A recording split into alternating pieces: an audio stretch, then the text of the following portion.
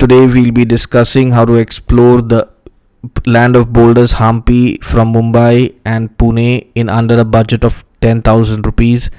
So this is the trip I'm talking about. If you're planning a solo trip without anybody, it is possible to do it in under 10,000, but you really got to keep to the budget.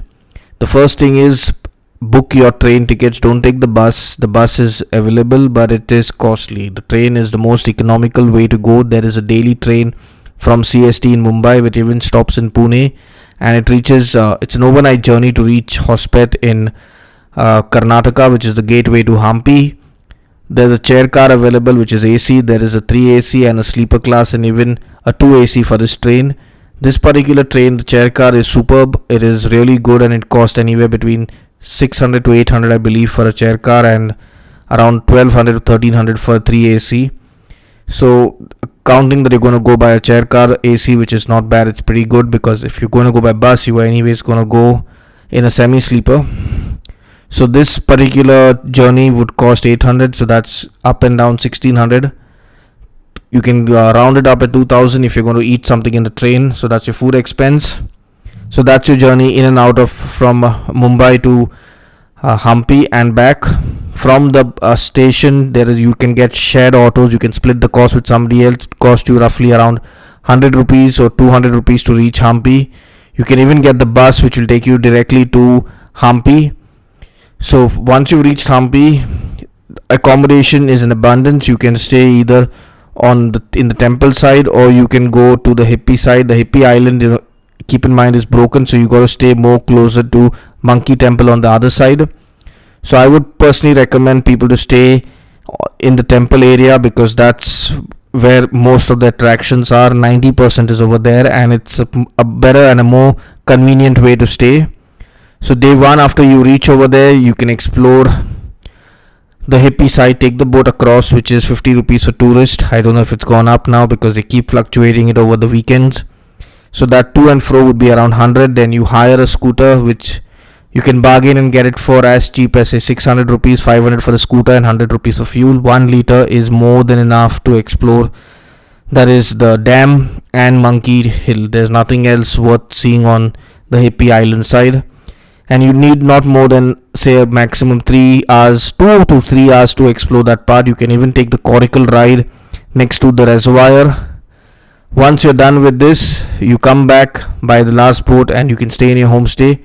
A homestay in Hampi can cost you anywhere between 700 rupees to 1500 rupees per night, depending on the season. It can go up even to 3000 depending on the weekend. If it's a long bumper weekend, it's going to be really expensive. But keep a budget of 1500, so 2 nights is going to cost you 3000. Club that with the 2000 you've spent to travel to Hampi, so that becomes 5000 rupees.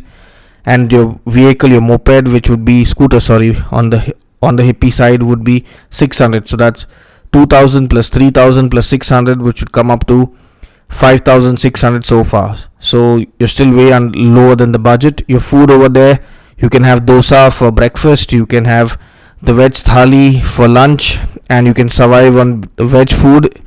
It's very good over there, and it's really cost efficient. So you shouldn't be spending more than 500 rupees per day on food.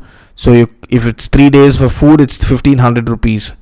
And your accommodation, again, it is 5500 plus 1500 would take it up to 7000 rupees. So that's how much you have spent to see and stay and move around. On day 2, I would recommend you to go around the temple side. You can hire a cycle, which would cost you 150 rupees.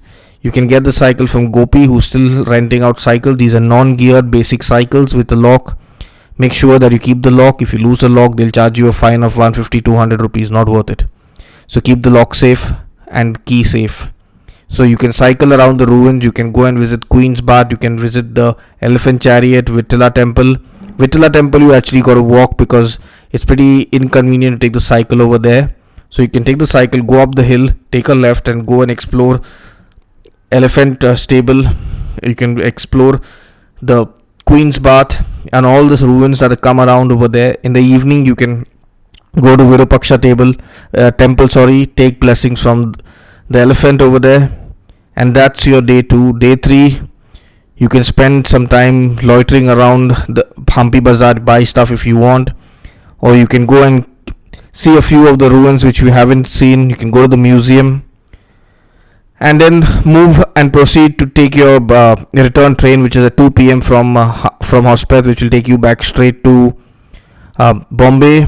And Pune, it comes in the middle of the night around 1:32. It reaches Mumbai the next day at around 5 o'clock or 6 o'clock. So this is, I would say, is the most convenient way to get Hampi done in a budget of 8,000 rupees from Mumbai Pune without having to spend anything beyond that. And this particular trip is the most convenient way of going about it. If you want to go for the coracle ride, keep a budget of at least 500 rupees more, because that's what it would cost for a private coracle. And over and above that, other than this, the only other entry fee is your entrance fee, which is, I would say, around 50 rupees and not more than that. So your entire trip can be done in 8,500 rupees, provided you pick the correct weekend, you book your accommodation in advance, and you don't overspend on food.